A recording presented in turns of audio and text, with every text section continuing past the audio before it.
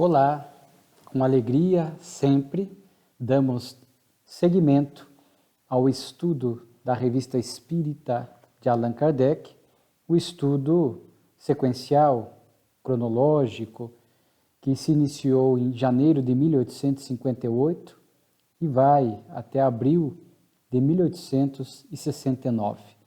Já avançamos mais de 50% da revista. Hoje estamos estudando e vamos refletir sobre julho de 1864. São 9 artigos que compõem a citada revista, bastante artigos sobre aquele tema que com muita frequência surgia na revista, os ataques que se faziam ao espiritismo à época, principalmente da religião dominante, que em muitas vezes alguns dos seus componentes, daqueles que exerciam determinada autoridade sobre a religião dominante, escreviam, atacavam e muitas vezes distorciam. Então havia uma preocupação de Kardec de não revidar a ofensa pela ofensa, a má-fé pela má-fé, e isso é para nós um exemplo que Kardec deixa na Revista Espírita, mas fazia questão de demonstrar quando havia distorção dos princípios básicos da doutrina espírita para que ninguém pudesse ser induzido em erro. Aqui, o primeiro artigo, reclamação do padre Barricand. Quem nos acompanha lembra que em maio de 64, ali Kardec noticiou que havia em Lyon, foi divulgado, e isso o jornal La Vérité publicou, um curso público contra o espiritismo. E Kardec ali transcreveu alguns trechos do referido jornal e fez alguns comentários.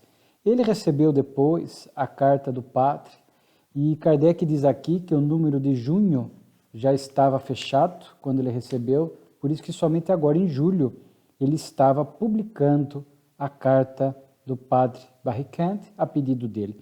Então, primeiro vemos a lealdade de Allan Kardec.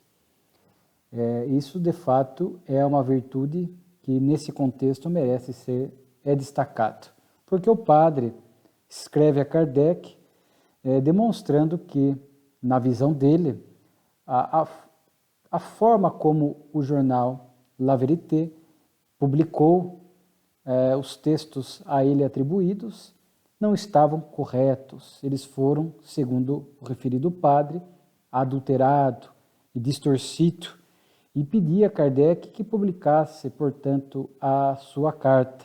E Kardec, portanto, que nada tem a esconder quando nós trabalhamos com a verdade e estamos com a consciência em paz, naturalmente que não temos nada a esconder. Kardec, portanto, publica. A carta do padre, aqui de relevante para nós, diz que jamais se designou lá em Lyon esses cursos públicos de espiritismo ou contra o espiritismo.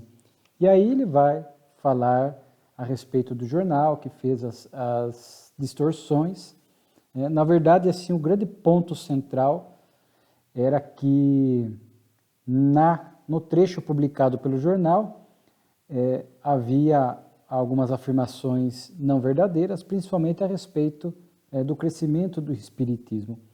O grande ponto central é que o padre chega a dizer que ali o que teria sido publicado no jornal há muita falsidade, né? Ele foi falsificado a nossa linguagem, nossa ideia e o nosso raciocínio. E que o que seria verdade é que, na visão do padre, houve em Lyon uma diminuição do número de espíritas, diversamente do que Kardec vinha constando na Revista Espírita, e inclusive fez constar da obra Viagem Espírita em 1862. Então o padre aqui cita, dizendo que se Kardec diz que havia de 25 a 30 mil espíritas, e na atualidade não passam de 10 mil. E aí é o próprio padre afirmando na carta, ora publicada, que isso não seria senão a decadência do espiritismo, né? Então o ponto central aqui seria a respeito dessa diminuição de adeptos afirmada pelo padre na carta que Kardec publica. E o padre é bem educado, registre-se, né? Recebei a segurança de meus elevados sentimentos. Kardec publica a carta. Ambos aqui mantêm, portanto, um tom de cordialidade e respeito. Isto é muito importante. Nos dias atuais vivemos um período de muitas diversidade de ideias, né? E isso tem que ser exercitado com esse respeito e com essa cordialidade. Eu não posso estar contra o outro, agredir o outro, caluniar o próximo, simplesmente porque, sob determinado ponto, ele pensa diferente de mim. Então aqui é bom registrar esse bom trato, essa boa cordialidade que houve entre ambos, né? E aí Kardec vai cuidar especificamente desse ponto.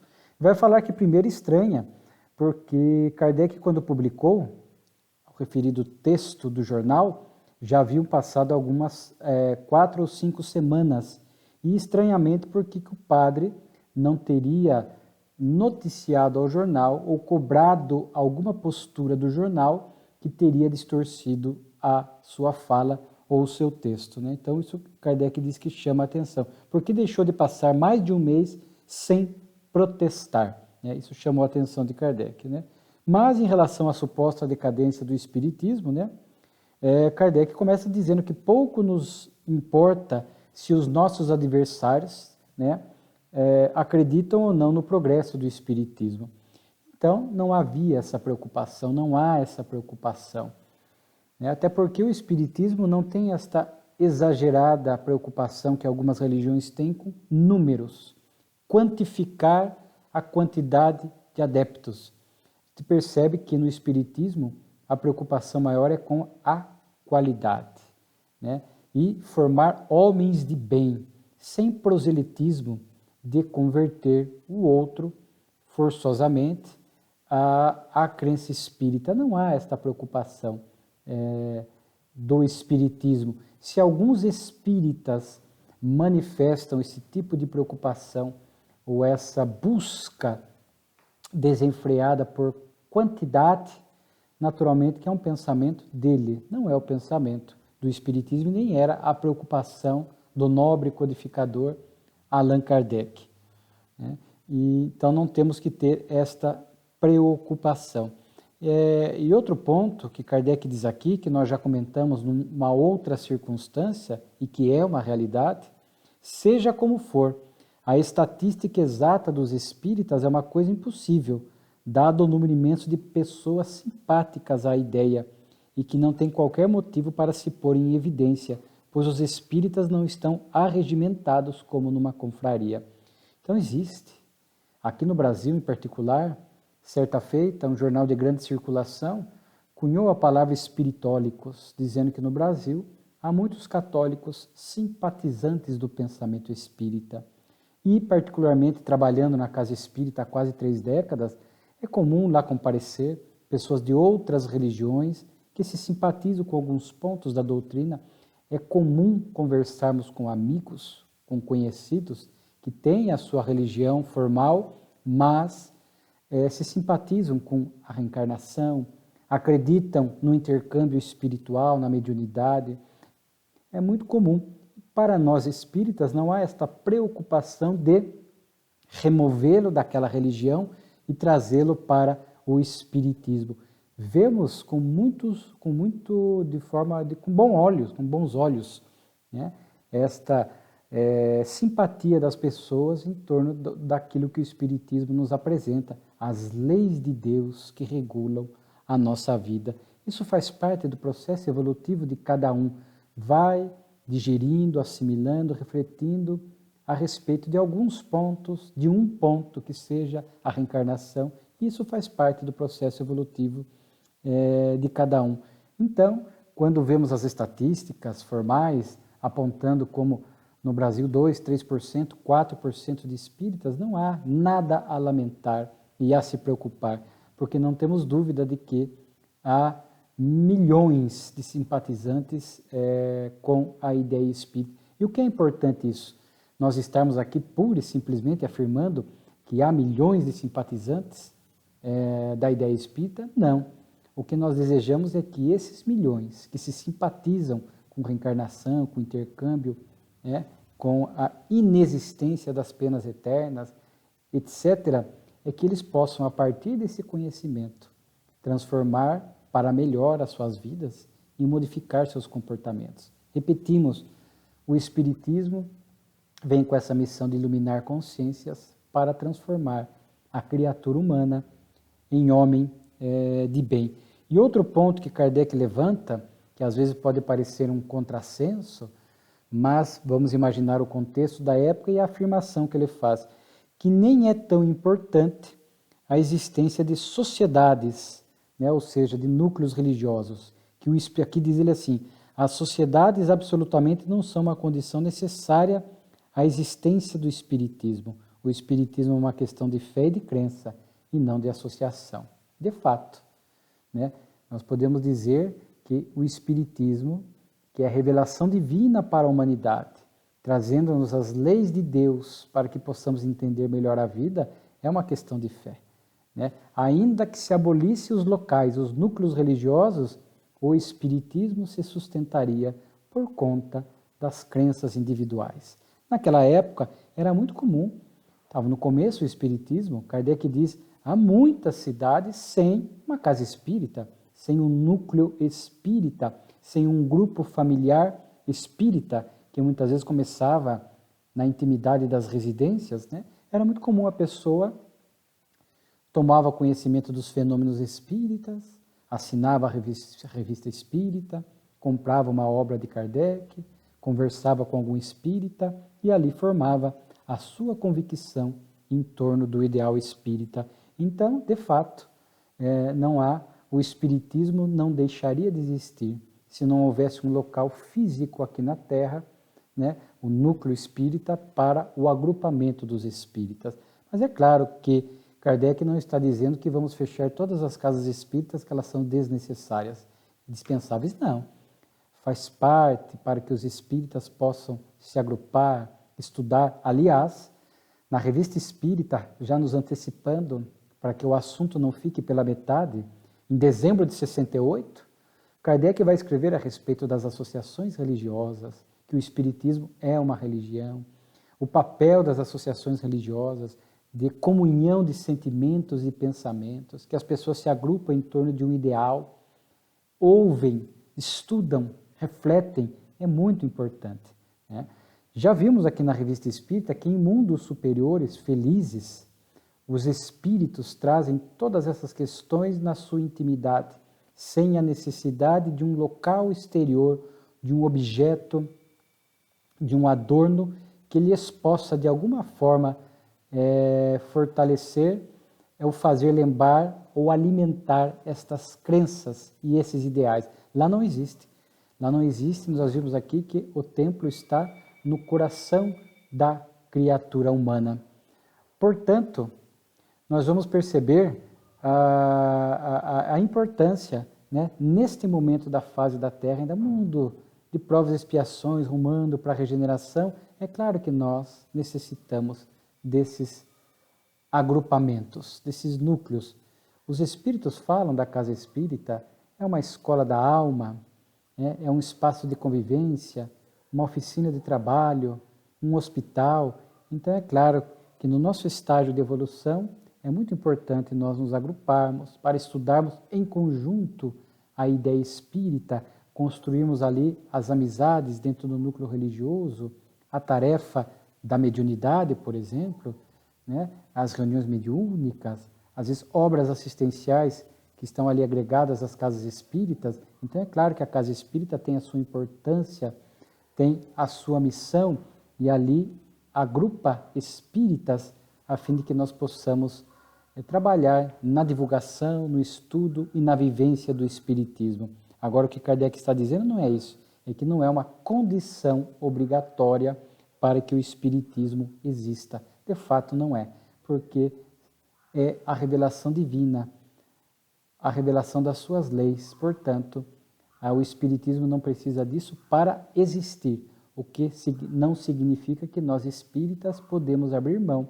e abolir da nossa frequência, da nossa presença, do nosso engajamento e do nosso envolvimento na casa espírita, que para nós tem um papel muito significativo e muito importante, né?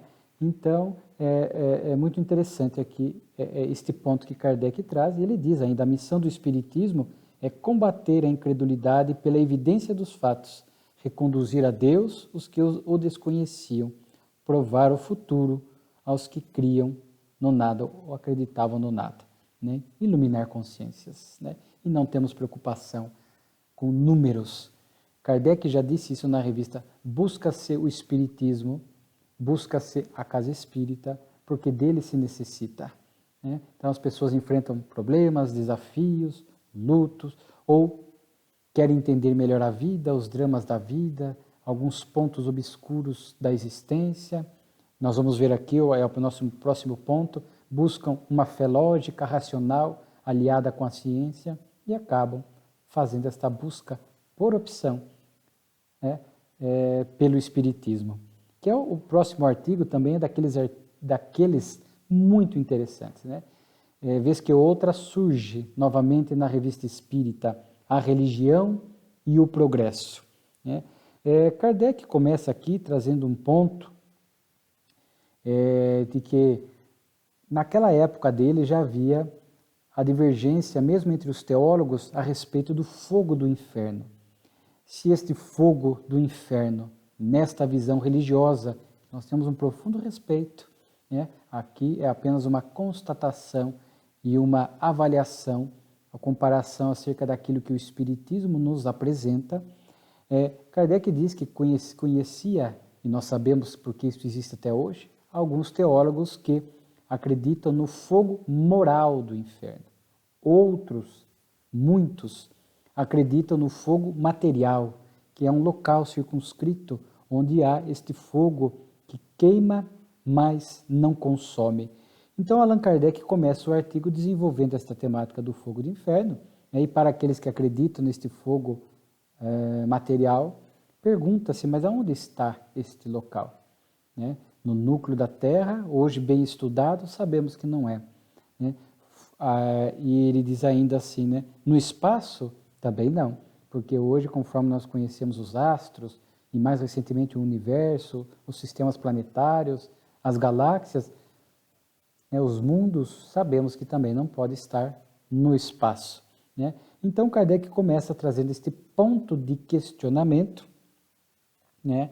E que já naquela época alguns religiosos contestavam inclusive esta figura do sofrimento eterno, que para nós espíritas é incompatível com a amorosidade do Pai. Kardec cita aqui um pregador dizendo que não há mais inferno, o inferno não existe mais, foi substituído por uma admirável substituição. Os fogos da caridade, os fogos do amor resgatam as nossas faltas. Naturalmente, o pregador aqui estava se referindo àquela fala de Simão Pedro, de que o amor cobre uma multidão de erros. E aí, no artigo aqui, Kardec diz, nossa divina doutrina, o Espiritismo, cita Kardec, não está encerrada inteiramente nestas poucas palavras? Então vejamos que a pessoa terá a possibilidade de se reabilitar do erro através do bem que faça nesta ou em outras existências. Portanto, naturalmente faz parte das premissas, dos pontos fundamentais do Espiritismo, abolir esta ideia das penas eternas, que, conforme dissemos, não guarda nenhuma conexão, nenhuma sintonia com o amor de Deus, né? Então, aí Kardec vai desenvolvendo o assunto, é um artigo bem interessante, ainda a respeito da materialidade das penas, né? Ele vai dizer um outro ponto que se pensava à época, né? Que se a pessoa não pertencesse a determinada religião, a religião oficial, ela não estaria salva, e que alguns religiosos mitigavam, aliviavam isso e foram construindo outra forma de pensar, que na verdade a pessoa fora da religião oficial, se vivesse as virtudes cristãs, poderia se salvar. Então vejamos estes pontos de vista trazidos por pensadores religiosos, teólogos, menos formal, menos ortodoxo, amenizando alguns pontos, talvez assim, duros, né, de determinados dogmas. E isso faz parte do processo evolutivo. Aí Kardec traz este assunto de que muitos incrédulos assim são por conta disso, por conta desses pensamentos ortodoxos, dogmas que não se pode discutir, e muitos deles naturalmente sendo desmentidos pela ciência. E isso Kardec destaca bastante. Ele diz: a religião, ou melhor, todas as religiões sofrem, malgrado seu, a influência do movimento progressivo das ideias, né? Há que repudiar as descobertas da ciência e as suas consequências do ponto de vista religioso, mais cedo ou mais tarde perderia a sua autoridade e o seu crédito e aumentaria o número dos incrédulos. Diz Kardec ainda: repudiar a ciência, pois repudiar as leis da natureza e por isto mesmo renegar a obra de Deus. Daí para as religiões a necessidade de pôr suas crenças e seus dogmas em harmonia com o progresso, sob pena de receberem o desmentido dos fatos constatados pela ciência. Então vejamos esta aliança da fé, né, e da razão que o Espiritismo vem fazendo, né? Então hoje vemos que a ciência avançou muito, né? Já não podemos mais, com todo respeito a quem pensa de forma diversa, mas a ciência, através de constatação dos fatos, de estudos de pessoas que dedicaram décadas de estudo, e às vezes um cientista começa, outro segue, e outros grupos seguem e concluem, né, que não podemos mais admitir os 6 dias da criação. Cada dia da criação foram um período de milhões de anos, né? As eras geológicas, já não se admite mais, com estudos feitos, que Adão e Eva, de 4.000 anos, mais ou menos antes de Jesus, tivesse sido o primeiro casal a povoar a Terra, e a partir desse casal, o povoamento de toda a humanidade. O dilúvio de Noé, que envolveu toda a Terra, e a partir dali ela foi repovoada novamente. Então existem determinados mitos bíblicos que algumas religiões formaram como pontos de fé e dogma, e que insistem mesmo a religião, mostrando que não é dessa forma. Então algumas pessoas acabam deixando a religião, traumatizadas por conta dessa falta de lógica e coerência com a ciência, e se tornam incrédulos. E para a economia moral do planeta, os incrédulos acabam sendo muitas vezes um prejuízo, porque os incrédulos tendem a ser ateístas, materialistas, apegados à matéria. Alguns, não todos, porque existem muitas pessoas materialistas e ateístas que às vezes mantêm um bom comportamento moral, mas muitos acabam vivendo por viver, para curtir, usufruir da vida, já que logo mais, após a morte, tudo vai acabar. Então acabam buscando uma vida mais irresponsável, de vícios e exageros, né? Então é prejudicial para o progresso da humanidade. E como vimos, espíritos missionários reencarnam nos dois lados, da ciência e da religião, para ir fazendo esta ponte de conexão. Aliás, existe uma lição em O Evangelho segundo o Espiritismo que nos remete a isso, muito importante, que é o capítulo 1º do Evangelho. Não vim destruir a lei, e tem lá a aliança da ciência e da religião. Também um texto magnífico, porque o primeiro capítulo do Evangelho, Kardec está dizendo assim: olha, o Espiritismo não veio apagar Moisés, os 10 mandamentos, a primeira revelação, não veio apagar o Evangelho, Jesus, a lei de amor, a segunda revelação, até porque está muito bem sustentado nos ensinos do Cristo, é uma religião cristã, e o Espiritismo também não veio apagar ou se contrapor à ciência. Tudo isso é uma somatória de conhecimentos para a evolução da criatura humana. Então, Kardec está dizendo: o Espiritismo não veio apagar a primeira, a segunda revelação e nem a ciência. Né? E é um texto bonito porque, lendo aqui, diz assim: a ciência e a religião são as duas alavancas da inteligência humana.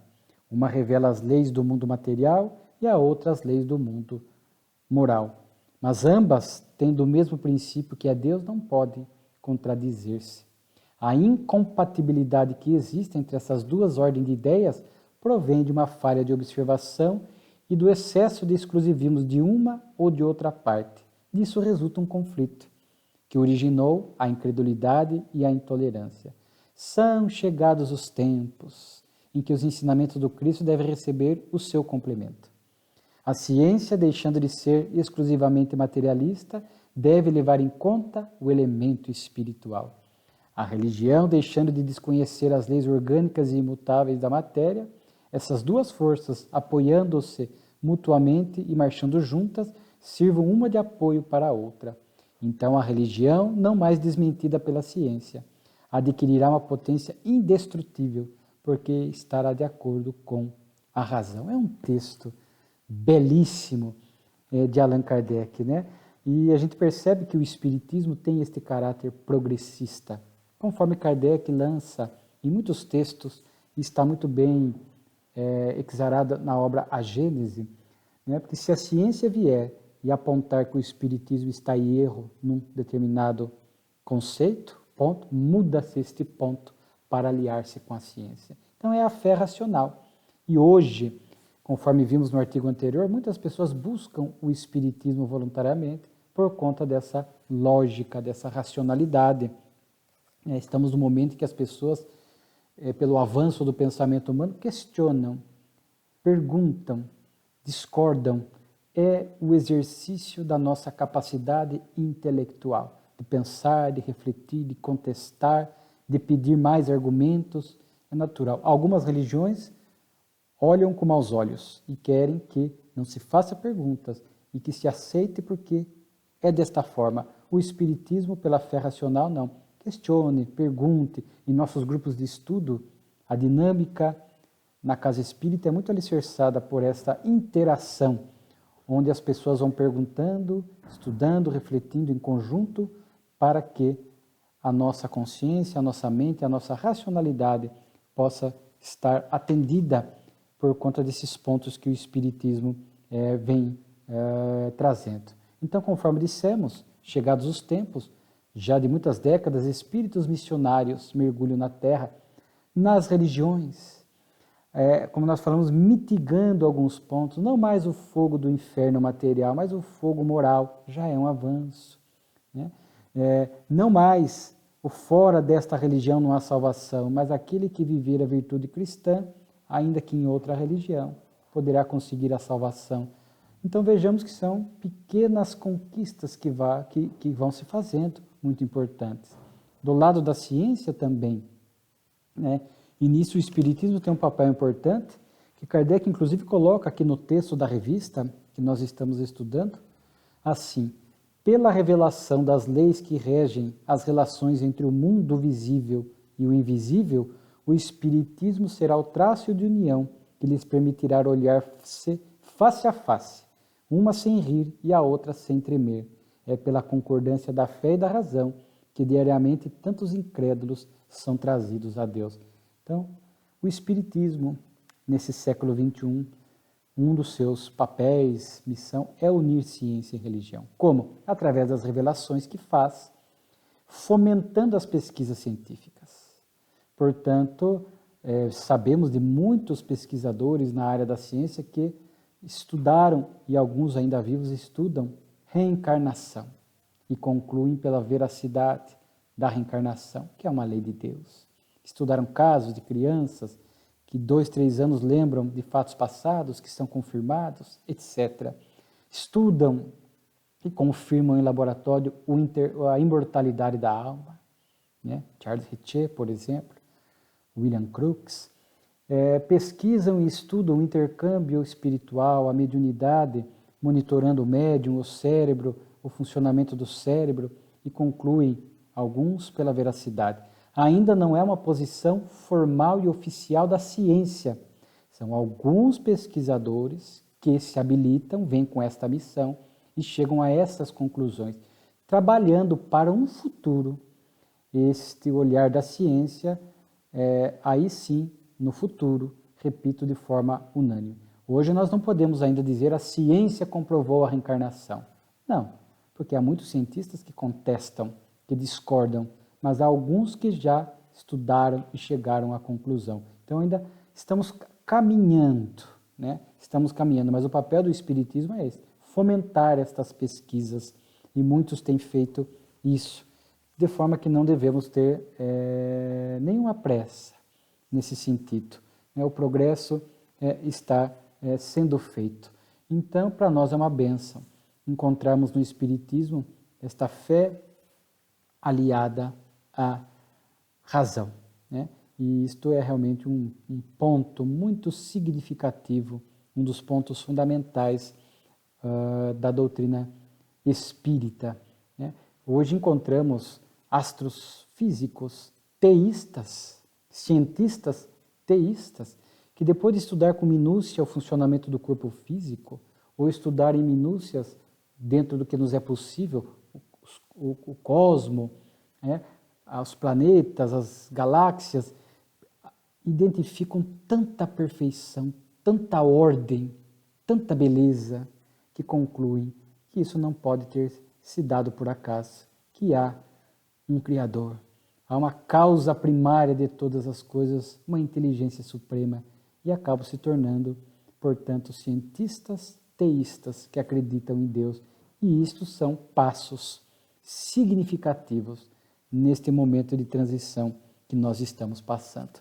Então, um texto muito belo de Kardec na revista, que estamos estudando, de julho de 64, aliado, já havíamos visto em junho de 59, um tema semelhante, e este do Evangelho segundo o Espiritismo nos apresenta a forma como o Espiritismo enxerga a importância desta aliança, ciência e religião, porque, como disse Kardec, ambas provêm de Deus.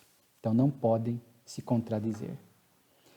O próximo texto, os próximos aqui, vêm de encontro àqueles artigos de ataque ao Espiritismo, né? Aqui vamos citar apenas alguns para que não fique repetitivo. O Espiritismo em Constantinopla, portanto lá no Oriente, né?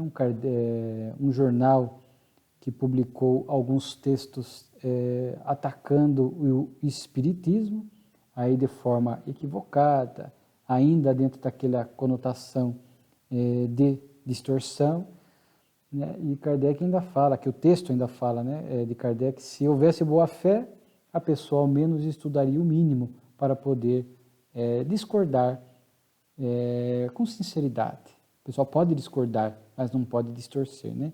E aí Kardec diz que, ele aqui cita o artigo, onde eles contestam a figura do médium escrevente mecânico, a visão espírita de que há muitas moradas na casa do Pai, né? Enfim, e Kardec fala que ali os próprios espíritas de Constantinopla se encarregaram de responder em 2 artigos que o jornal publicou em seus números, né? Então Kardec traz esse texto escrito pelos espíritas daquela localidade, defendendo, falando dos pontos adequados da doutrina espírita, né, para que o leitor possa ter acesso à verdade.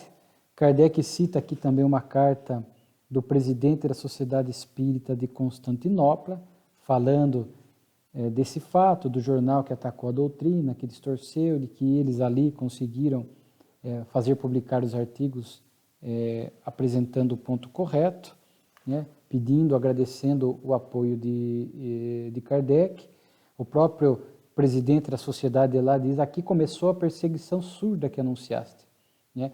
Um dos nossos irmãos espíritas deveu à sua qualidade de espírita a perda do emprego. Outros são atacados, ameaçados em seus mais caros interesses de família ou nos meios de subsistência pelas tenebrosas manobras dos inimigos da luz, que ousam dizer que o Espiritismo é obra do anjo das trevas. Pensamento daquela época muito vigente. Hoje, digamos que se extinguiu completamente, mas diminuiu muito. O espiritismo foi globalmente ocupando o seu espaço, os espíritas, as casas espíritas. Hoje se tem, de uma maneira geral, né, uma visão mais ajustada, mais justa do espiritismo, não como algo demoníaco. Como algo demoníaco, poderia ter como lema principal: fora da caridade não há salvação.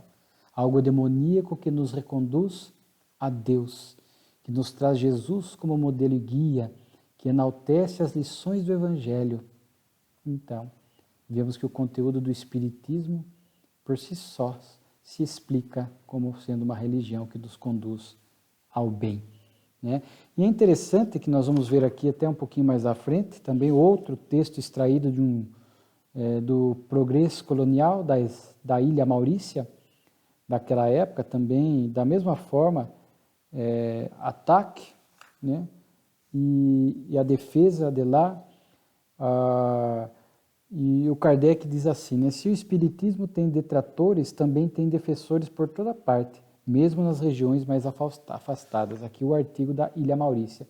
O que foi muito bom a Kardec, né? Porque à medida que o Espiritismo foi se propagando e foram surgindo pessoas nas respectivas localidades que de fato estudavam e levavam a sério o Espiritismo, essas próprias pessoas, a partir de ataques locais, elas próprias assumiram essa tarefa de, não é defender o Espiritismo, mas apresentar o Espiritismo na sua verdadeira feição, na sua verdadeira realidade. E isso aliviou um pouco, sem dúvida, a tarefa de Kardec, que já vimos aqui muitas vezes, uma tarefa hercúlea, incansável. Se Kardec tivesse que ficar recebendo de todos os locais, olha, publicaram isso aqui no jornal contra o Espiritismo, publicaram isso no jornal contra o Espiritismo, e coubesse a ele a todo momento, até porque ele não precisava ficar defendendo ou escrevendo artigo de tudo, era o que valia a pena, mas ele não teria tempo para ficar escrevendo. Então foi bom que esses espíritas acabaram abraçando as suas tarefas, aliviando um pouco esta carga pesada sobre o codificador. Aqui para nós do Brasil, extraído do Jornal do Comércio do Rio de Janeiro, lá de setembro de 63, olha só como o Espiritismo chegou cedo aqui no Brasil, né? Como há muitos registros históricos. E aqui Kardec cita um texto do Jornal do Comércio do Rio de Janeiro, que relata um pouco do Espiritismo, dos fenômenos, do Livro dos Espíritos,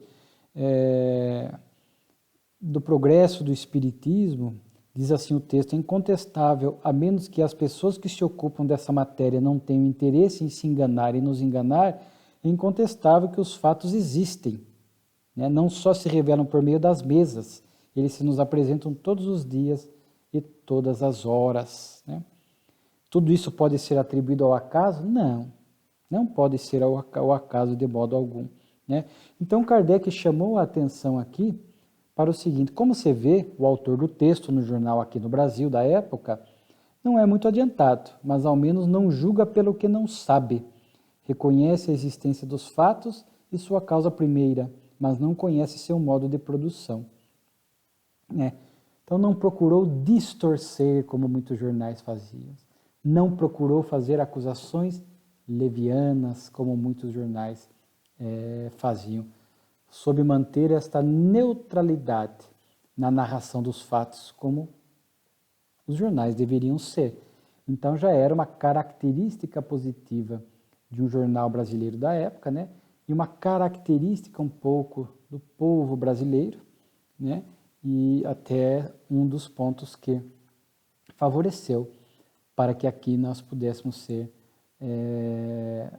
o coração do mundo, a pátria do Evangelho, né? E o Espiritismo tenha crescido tanto aqui no Brasil, né? Conforme nós já vimos em outros artigos, já havia essa previsão do mundo espiritual. O berço dos fenômenos, os Estados Unidos. O berço, o nascedouro, né? Que depois ampliou-se na Europa. Mas com as irmãs Fox, iniciou nos Estados Unidos. O berço filosófico, França, Europa. E o berço religioso seria aqui no Brasil, né? Conforme a Revista Espírita já tinha dito, que seria num outro país o berço religioso, que nós não podemos revelar. Mas depois a obra do Chico Xavier, Brasil, coração do mundo, pátria do Evangelho, nós tomamos conhecimento desta missão, né, do Brasil. E aí Kardec até faz um comentário final dizendo que para o Brasil ele já tinha remetido muito a brochura o Espiritismo em sua expressão mais simples, e ele diz ali, não contribuiu pouco, né, ou seja, ajudou um pouco para que as pessoas tivessem alguma noção dos princípios da doutrina espírita. No mês anterior, junho da revista, a gente viu que as obras espíritas foram, os livros de Kardec, colocados no Index Romano, Index Prohibitorium, ainda estava em vigor a Inquisição, a perseguição da religião dominante, né? E aí a revista espírita de Danvers escreve algo a respeito disso, né? Kardec transcreve, num dado momento até quem escreve o artigo diz assim: condenar esses livros no Index não é, de certo modo, ali pôr os evangelhos, porque estão de acordo conosco, já que o Espiritismo está alicerçado no Evangelho de Jesus, né? Colocar a obra, o Evangelho, por exemplo, segundo o Espiritismo, no Index Proibitório, seria colocar ali em xeque também o Evangelho, né? E ainda aquele ponto de que toda vez que se ataca, que se proíbe, é o melhor marketing, né? Então, o artigo aqui, o articulista ainda chega a dizer que muitas pessoas virão devorar os livros espíritas por conta dessa proibição, né? Não sendo mais tolerada a Inquisição, posto esteja longe de não mais existir sob outra forma, e ajudados pelas influências ocultas de que acabamos de falar, só lhes resta a excomunhão de todos os espíritas em massa. Isto é, faltava isso, né? A excomunhão de todos os espíritas, né? E aí termina esse ponto de artigos da revista sobre essas perseguições e críticas que o Espiritismo recebia. Aí vem Instruções dos Espíritos, também muito interessante, porque uma comunicação vai fomentar outras três, muito interessantes. Nós até recomendamos sempre que busque-se a íntegra da revista para a leitura. Aqui nós trazemos uma síntese, alguns comentários para evidenciar a grandeza dessa obra espírita, pouco estudada e lida pelos espíritas, né? Mas aqui o título é assim: O Castigo pela Luz. Kardec diz que estavam conversando, dialogando na sociedade parisiense sobre o estado de perturbação que se segue após a morte. Como já vimos muitas evocações e muitas comunicações, aquele estado de confusão mental, de perturbação, o espírito não sabe que morreu, não sabe onde está, não tem consciência do que está acontecendo, enfim, esse estado de perturbação. E aí um espírito se comunica através da médium, a senhora Costel, né? Onde ele diz: por que falais de perturbação? Eu, daqui, agora, as minhas palavras explicando a comunicação, o Espírito diz que estava consciente de tudo o que estava acontecendo com ele. Estou tão recentemente morto quanto possível, e vejo claro em mim, em redor de mim, em toda a parte. Castigaram-me pelas trevas da prisão, e pensaram castigar-me pelas trevas do túmulo ou as sonhadas pela superstição católica. Sois vós, senhores, que sofreis a escuridão, e eu, o degradado social, pairo acima de vós? Vejo claro, né? E aí, no final da comunicação, que é realmente o grande ponto central: não quero ser lamentado, nada peço, eu me basto, e saberei bem lutar contra esta luz odiosa. Por isso, o castigo pela luz é o título. Aí isto fomentou uma discussão saudável da sociedade e vieram 3 comunicações, né, a respeito disto, né? Aqui Kardec fala, né, que o espírito estava no gozo da plenitude das faculdades, sabia perfeitamente morto, e nada se lamenta, né? Será que escapa à punição? Não, é que a justiça divina se realiza sob todas as formas.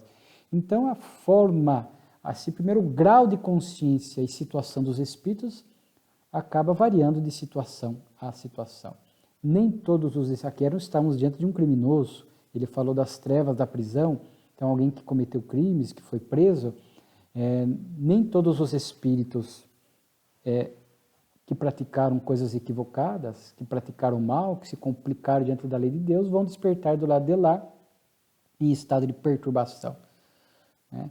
E aqui é um caso. Então, há diversas situações no mundo espiritual. Não há como encerrar uma única situação. Fulano fez isso, desperta assim. Agiu dessa forma, vai lhe acontecer isto. Não há uma lei rígida e única. Há muitas nuances que envolvem como o espírito vai despertar, a sua situação no mundo espiritual, né? Então, vimos ali um espírito que, embora mal, inferior, ele não estava em nenhum estado de perturbação aparente, conforme estava se discutindo na sociedade, porque ele sabia ser morto, desencarnado, tinha consciência da sua situação. Ele diz assim, eu enxergo a minha volta, entendo o que está acontecendo à minha volta, mas ele estava sofrendo um outro tipo de justiça divina, né? Um outro tipo de sofrimento no mundo espiritual. Daí a primeira comunicação aqui de Lamennais vai nos falar destes aprovações sem expiações, como há expiações sem provação, evidentemente na erraticidade do ponto de vista das existências. Os espíritos estão inativos e à espera, contudo podem expiar por causa de seu orgulho. Tendes um exemplo terrível nesta última comunicação relativamente ao criminoso, que se debate contra a justiça divina que o constringe depois da dos homens. É o que está no Evangelho, diz Lamennais, o ranger de dentes, né? Choro e ranger de dentes que Jesus falava é a simbologia deste sofrimento no mundo espiritual, que pode ser de diversas formas, muito diversificado. Aqui a luz que o Espírito fala, ele tinha consciência da sua situação, mas não significava que não estava em sofrimento. Ele queria se livrar da luz, né? Essa luz, né? Que nada mais é que no mundo espiritual ele foi colocado numa situação em que ele estava profundamente exposto à sua intimidade espiritual, às suas ações, às suas intenções. Então era essa simbologia dessa luz, né? Ou seja, lá no mundo espiritual ele já não mais conseguia esconder-se, não conseguia mais ficar isolado nas prisões, não conseguia mais fugir do convívio social, não conseguia mais esconder as suas intenções. Por exemplo, quando muitos criminosos vão preparar um delito, né, nós chamamos de iter criminis, o caminho do crime, eles dissimulam, eles fingem, muitas vezes para atrair a confiança da vítima, etc. E esta luz do mundo espiritual, ele já não tinha mais como fazer isso.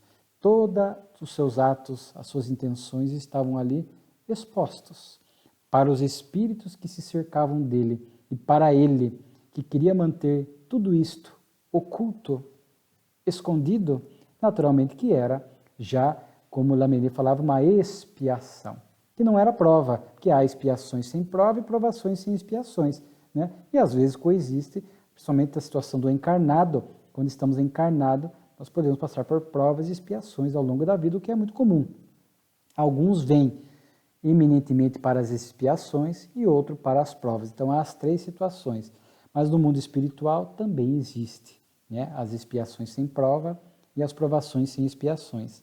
Então o espírito estava ali vivendo uma expiação dolorosa, querer se ocultar, querer esconder-se, querer isolar-se, querer apagar os seus atos daqueles que estão ali no entorno, é realmente uma expiação muito dolorosa, né? Então era esse tipo de luz que ele estava querendo se libertar, né? Kardec depois tem uma nota muito interessante, onde ele fala dessa questão porque da reabilitação do espírito, que a expiação pode fomentar a reabilitação, mas ali ele estava sem nenhuma disposição.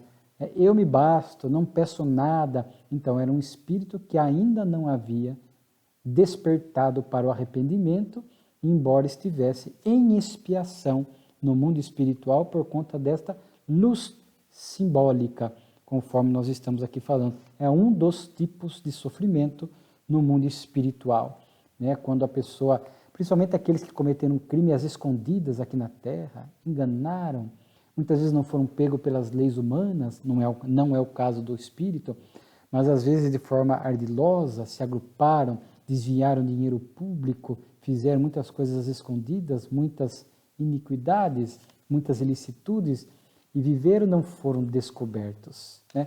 Traições, por exemplo, e levam uma vida de aparência, escondiam-se, né? Depois desencarnam, e tudo isto vem à tona, tudo isto é revelado no mundo espiritual, e você não consegue esconder isto. E começa tudo a vir à tona, esta luz que revela tudo aquilo que foi feito. Quando, não raro, vemos na literatura espírita as vítimas que vão, já desencarnadas, que vão atrás dos seus criminosos, e o olhar às vítimas, sentir-se ou ver-se perseguido por elas, não conseguir subtrair-se das suas presenças, também é esta luz simbólica que coloca o espírito em situações muito dolorosas, né, de expiação no mundo espiritual, esperando-se que mais cedo ou mais tarde ele possa se arrepender para uma reencarnação, onde ele vai poder dar continuidade à sua expiação. A próxima comunicação, que era do Guia do Médium, ele vai falar isso, desses tipos de sofrimentos, né? Precipitar um homem nas trevas ou em onda de luz. O resultado não será o mesmo? Ou seja, formas de expiação. E aí ele cita aqui aquela expressão, segundo ele, que Sócrates, o filósofo, pedia, que era a sua casa de vidro. Uma casa de vidro.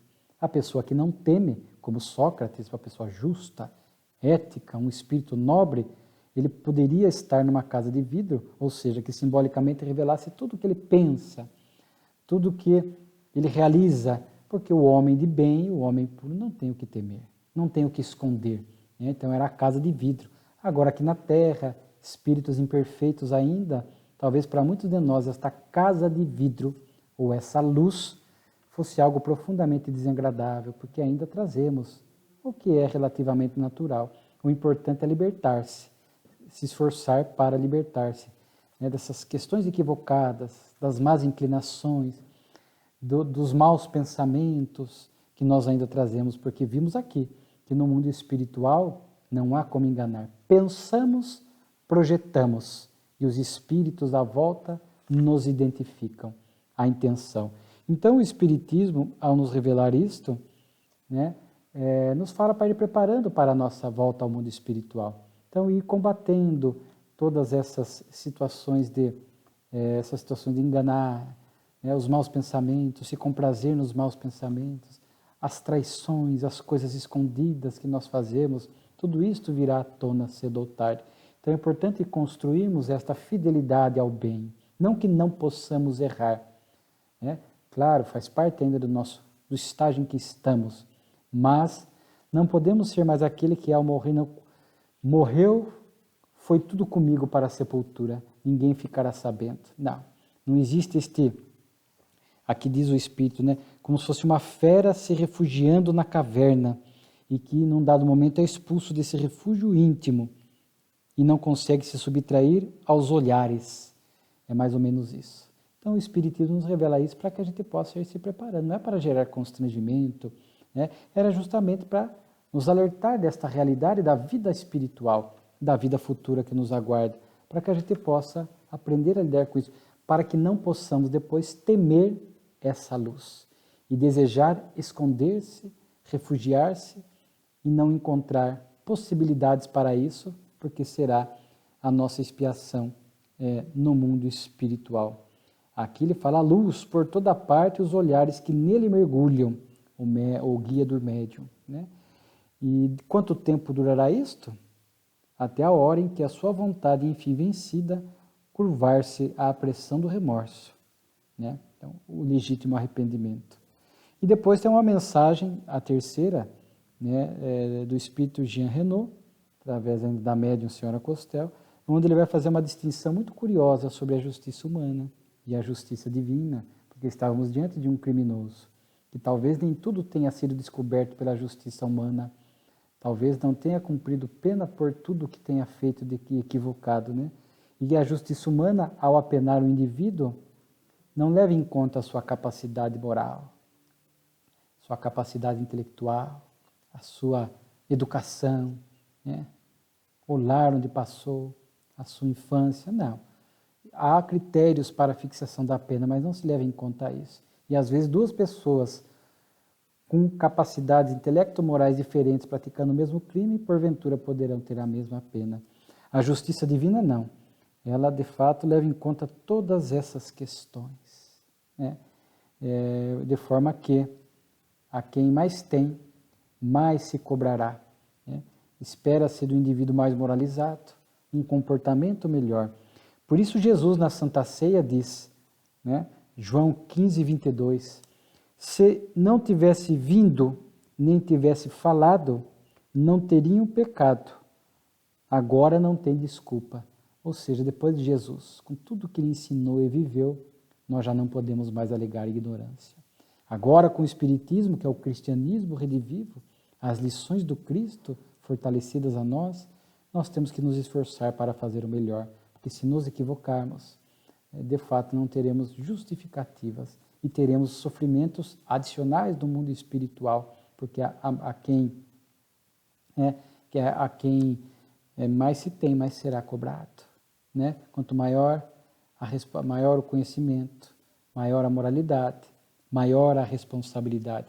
E há obras espíritas que cuidam disso.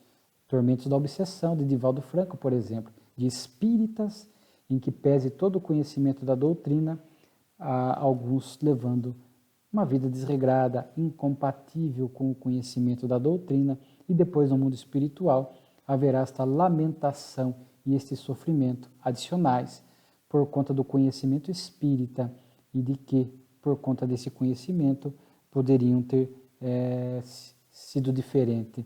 Então, aqueles espíritos mais ignorantes, a justiça divina, que é justa em absoluto, naturalmente, entre aspas, cobra menos. Os que conhecem mais a própria consciência e a lei de Deus cobra mais, porque sabe o indivíduo depois, nesta avaliação, no além, que poderia ter feito melhor, né? Então, o Espírito aqui ainda chega a falar dessa luz que tortura o espírito culpado, essa agonia espiritual. Então, em reuniões mediúnicas, já tivemos a oportunidade de ver muitos espíritas em sofrimento, relatando esta agonia, esta luz que o torturava, porque eu conhecia a doutrina e não soube aproveitar bem o tempo, me equivoquei nas atitudes, insisti no homem velho e eu tinha condições de ter feito diferente, né? Então, é uma lição maravilhosa que fala desses sofrimentos, mas quando fala do sofrimento do espírito, não é para gerar um temor em nós, é para nos conscientizar, a fim de que, ainda quando estamos na terra, no corpo, na abençoada oportunidade da reencarnação, nós possamos ajustar desde já a nossa postura, a nossa conduta e o nosso pensamento para que evitemos estes sofrimentos e constrangimentos depois no mundo espiritual. Estamos tendo acesso ao habitat que nos aguarda, à realidade que nos aguarda.